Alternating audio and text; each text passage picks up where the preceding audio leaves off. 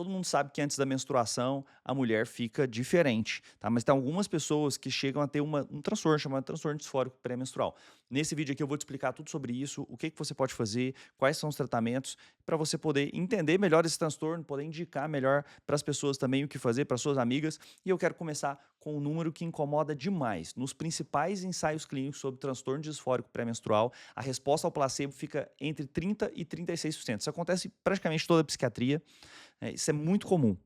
36% das mulheres melhoram tomando uma pílula sem nada dentro. Então guarda esse número, porque para a pessoa melhorar com outra coisa, eu vou ter que considerar coisas que têm um efeito melhor do que o placebo. Tá? Várias vezes eu vou ter que conversar sobre isso para você entender bem o que, que os artigos estão trazendo e a melhora que pode trazer. Então, nos próximos minutos, o que, que eu quero que você entende?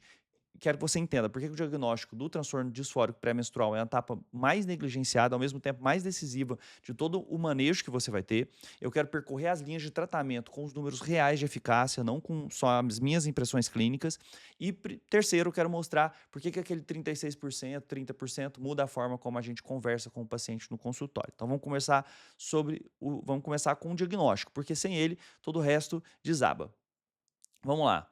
Cerca de 80% das mulheres em idade reprodutiva relatam algum sintoma clínico antes da menstruação. Tá? Isso é fisiologia, não é doença, não quer dizer que essas mulheres estão doentes, evidentemente. Existe uma alteração no ciclo, isso é normal, isso todo mundo sabe, isso todo mundo brinca. Ok, beleza. Isso é a síndrome pré-menstrual, aquela que já causa algum prejuízo funcional, tá? Atinge 20 a 40%. Então 80% tem alguma coisa, 20 a 40% tem uma síndrome que já é um pouco mais intensa, que já incomoda, que causa algum prejuízo. E o transtorno disfórico pré-menstrual é a forma mais grave. Isso é entre 1 e 8% das mulheres. Então repara o seguinte, 80% para algo em torno de 5%. Então não é todo mundo. A maior parte do nosso trabalho clínico está em descer esse funil, entender quem que está realmente com transtorno disfórico pré-menstrual. No DSM-5, que é o nosso principal guia, ele entrou com uma categoria diagnóstica própria, tá? Isso em 2013. E você precisa de pelo menos 5 sintomas na semana final da menstruação. Pelo menos um deles precisa ser afetivo: labilidade do humor, irritabilidade marcada, humor deprimido, ansiedade, tensão. Fala assim, nossa, mas isso é super comum, tem um monte de gente que tem isso. Calma. O critério que mais descumpre na prática, aquele que mais cancela o diagnóstico, é o critério temporal. Os sintomas, eles precisam melhorar nos primeiros dias após o início da menstruação. Então, menstruou, um dia depois, precisa ter praticamente desaparecido os sintomas, tem que estar ausente uma semana depois, mínimos, tá? Uma semana depois. Então, se está permanecendo com sintomas, não é transtorno disfórico pré-menstrual. A única forma de você saber isso é se fazer o registro prospectivo diário. Então, menstruou, continua usando instrumentos que você possa marcar como que está o seu humor. Existem alguns específicos, existem sintomas de 24 itens, que é, por exemplo, Daily Record of Severity of Problems. Eu não sei se tem a validação em português, eu preciso ver isso, vou olhar e deixar aqui na descrição para vocês, se tiver algum link para poder encaminhar essa tradução. Por que que isso importa muito? Se os sintomas persistirem na fase folicular, que é, né, a fase, uma das outras fases, aquilo não é transtorno disfórico pré-menstrual, é depressão, é transtorno da ansiedade, é transtorno bipolar, tem exacerbação pré-menstrual. E aí o tratamento muda, a dose muda, a forma muda de tratar, tá? Fica totalmente diferente. Tem um ensaio do uso de cálcio, tá? De Tais Jacobs, para você entender bem como que funciona essa peneira. 720 mulheres entraram na fase de triagem prospectiva. 487 foram realmente incluídas. E antes disso, a triagem inicial já tinha eliminado 2/3 da candidata. Então, você precisa realmente ter esse cuidado na hora de diagnosticar o transtorno disfórico pré-menstrual. Agora, a próxima coisa, por que que isso acontece? Antes da gente falar do tratamento, preciso explicar bem rapidamente, é o básico que você precisa entender da fisiopatologia. Por que que essa doença acontece? Porque isso aqui vai explicar as nossas escolhas terapêuticas e o que que vem depois. Primeira pergunta: mulheres com transtorno disfórico pré-menstrual têm hormônios diferentes? Não tem. Então, os hormônios da menstruação são diferentes? Não são. Isso, o Beckstrom mostrou isso, já tem isso na década de 80, a gente já sabia disso. Os níveis séricos de estradiol, de progesterona, são essencialmente os mesmos de quem tem e quem não tem sintoma. Então, o que que muda? Não é o hormônio, é a resposta ao hormônio. Então vamos entender esse mecanismo aí. A progesterona é metabolizada em alopregnanolona. É um neuroesteroide que modula o receptor de GABA-A. E aí, em concentrações altas, a alopregnanolona é ansiolítica. Tá? Então ela faz o que que um benzodiazepínico faz, o que que um Rivotril faz. Ele vai lá, ele modula o receptor de GABA-A e melhora a ação do GABA-A e te deixa mais calma. Só que em mulheres suscetíveis, nas concentrações intermediárias típicas da fase lútea, a resposta se inverte. Em vez de ficar menos ansiosa, aparece ansiedade, humor negativo, irritabilidade. É uma sensibilidade paradoxal a um esteroide endógeno. Assim como pode acontecer no Rivotril, a pessoa toma Rivotril, fica mais agitada, aqui também pode acontecer, ficar mais agressiva, mais irritada. Então, existe uma prova muito elegante disso. No transtorno disfórico pré-menstrual, não existe antes da menarca. Então, não existe na gestação. A pessoa fica grávida, desaparece. Não tem ciclos anovulatórios. Não existe depois da supressão ovariana com análogo do GnRH. Não existe na menopausa sem reposição hormonal. Então, ele só existe durante realmente o ciclo. Sem flutuação ovariana, não tem essa doença. Tá? E isso é a chave para você entender todas as respostas que a gente tem terapêuticas. Vamos lá falar sobre as opções que você tem. Primeiro, o tratamento de primeira linha é o uso de ISRS, os antidepressivos, tá? Que aumentam a serotonina. Essa é a melhor evidência que a gente tem. A revisão do Cochrane, que é das bases de dados que a gente tem mais recente, é de 2024, de Jespersen, tá? E os colaboradores dele. 12 estudos, 1.742 participantes. Então, é uma evidência robusta e o resultado, uma diferença padronizada de 57%. Então, uma resposta muito significativa. Um intervalo de confiança bom, uma certeza moderada de evidência. Então, tem um efeito moderado, que é consistente e que é real. Então, o ISRS é a melhor intervenção que a gente tem. Agora, o que, que mudou e tem muita gente ainda que entende errado?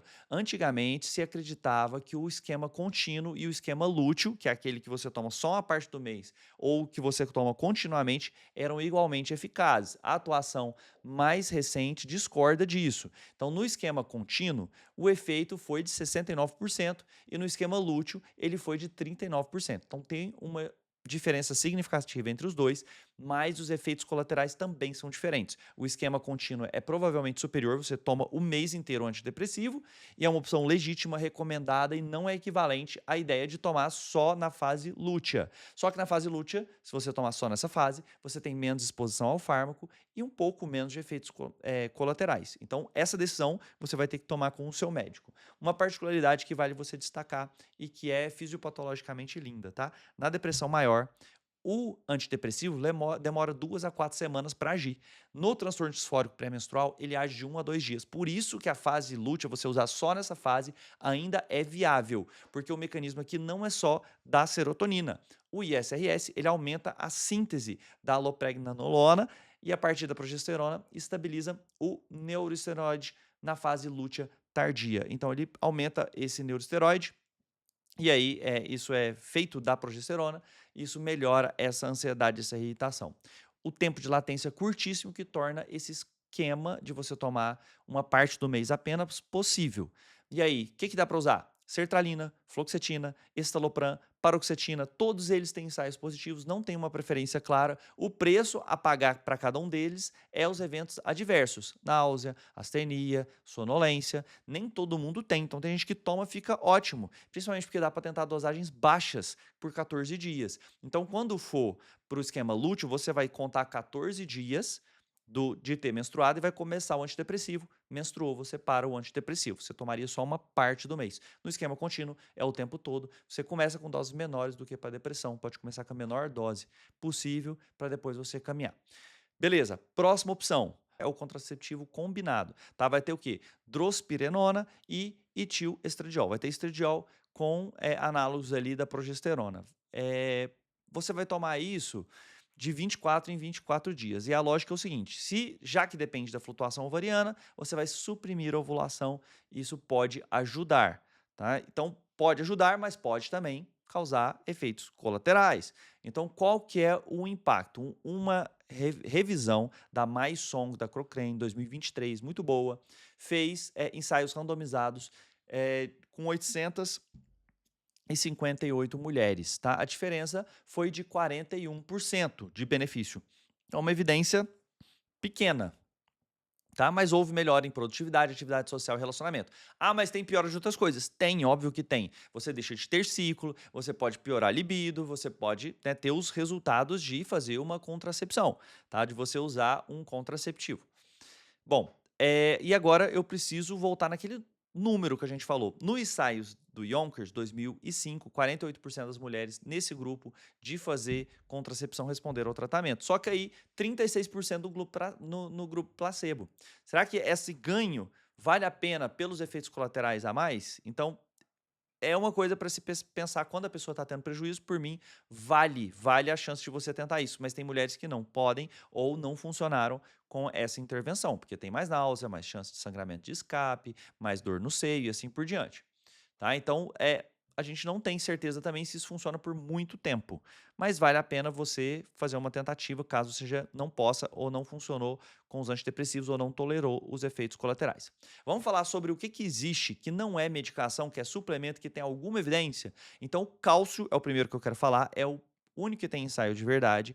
Ele às vezes é tratado com desdém, né? Mas eu acho que compensa você tentar, caso você esteja sofrendo com isso e não consiga tolerar outras opções. Então, esse estado, os estudos que a gente tem é bem antigo, tá? Existem alguns estudos com o cálcio que mostraram benefício. Então, o resultado, depois de terceiro ciclo usando o cálcio, você vai tomar uma suplementação de cálcio, que acho que é de 1.000 miligramas de cálcio por dia, para você ter noção. E aí, depois do terceiro ciclo, começaram a notar diferença, até 48% de mulheres diminuíram o score do transtorno disfórico pré-menstrual. Lembrando dos 30% do placebo de novo, tá? Para você ter noção. Alguns detalhes aqui nos estudos que tem. Os 4 fatores sintomáticos com cálcio melhoraram: afeto negativo, retenção hídrica, compulsão alimentar e dor. Tá? 15 dos 17 sintomas individuais melhoraram significativamente. Só fadiga e insônia que não responderam bem. E tem um dado de cronologia que importa muito: o efeito não aparece no início, só fica significativo a partir do segundo, terceiro ciclo. Então, se a paciente começar cálcio, voltou, não mudou nada, isso é normal, isso é esperado, ela precisa de 2 a 3 ciclos para ver alguma diferença. A magnitude do efeito, para alguns autores, é parecido com a da fluoxetina, tá? Isso no estudo do Steiner. Vou deixar as referências aqui embaixo caso você queira estudar, se você for médico. E aí é semelhante para sintomas de efeito de afeto negativo. Cálcio é barato, não causa perda óssea, tem um perfil de efeitos adversos indistinguível do placebo. Então, nos quadros leves a moderados, como o custo é muito baixo, tanto de efeitos colaterais, eu acho que é uma escolha defensável para você tentar. Terceira linha e o que mais que está aparecendo no horizonte. Então, o que sobrou? A análise do GNRH, que é tipo assim, não vai ter mais ciclo, é menopausa química. São eficazes, funcionam muito bem como teste definitivo, tá? Se não melhorou é porque não era transtorno disfórico pré-menstrual. Só que você precisa fazer outras terapias com isso aqui, porque senão você pode ter perda óssea e outros problemas. Oforectomia, né? A pessoa que está muito grave, que tem ideias suicidas, que tem tentativa de suicídio por conta desse transtorno, às vezes precisa retirar os ovários. Então é claro que isso é um caso muito específico e muito grave, mas se tiver em risco de vida, em alguns casos a gente tem que chegar quando os análises do GNRH não puderam ser usados por algum motivo. Outras coisas não farmacológicas, como uma evidência assim pequena, mas que compensa testar, já que os efeitos colaterais não existem. Exercício aeróbico regular, então exercício aeróbico tem uma evidência.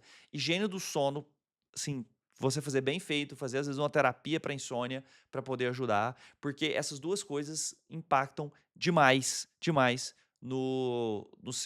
na sua chance de resposta. Existe um antagonista da alopregnanolona no receptor GABA-A, que é isoalopregnanolona, que está sendo testada, tá? Com alguns resultados, mas ainda não está pronto para você poder usar. Existem outras coisas também que dá para você testar, que não tem uma evidência tão superior ao placebo. Só que, como os efeitos colaterais são praticamente mínimos, compensa você testar, que é o uso de B6, magnésio e vitamina E durante a fase lútea. Então, algumas pacientes minhas responderam com isso. Isso aqui a evidência já é bem pequena, não difere muito do placebo, tá? Poucos ensaios clínicos, mas faz faria sentido dentro da fisiopatologia. Então você faz uma combinação de magnésio, 300 miligramas de quelato, com vitamina E, 300 unidades, e mais vitamina B6, 50 miligramas. E aí faz a reposição durante a fase lútea, que é esses 14 últimos dias. Algumas mulheres percebem uma diminuição nos efeitos também de humor, é outra coisa para você testar, junto ou sem o carbonato de cálcio. Bom, pessoal, eu espero ter explicado todas as opções, espero que você tenha entendido por que que isso acontece, que tenha sido fácil. Se ficou, é o tipo de vídeo que depende de uma pesquisa, depende de eu entender um processo, e eu gostaria muito que você mandasse isso para alguém então que está precisando. Se você puder fazer isso, vai ajudar esse canal, aí deixando o like também se você ficou até o final e compartilhando para a gente poder levar isso para mais pessoas. Muito obrigado, até a próxima.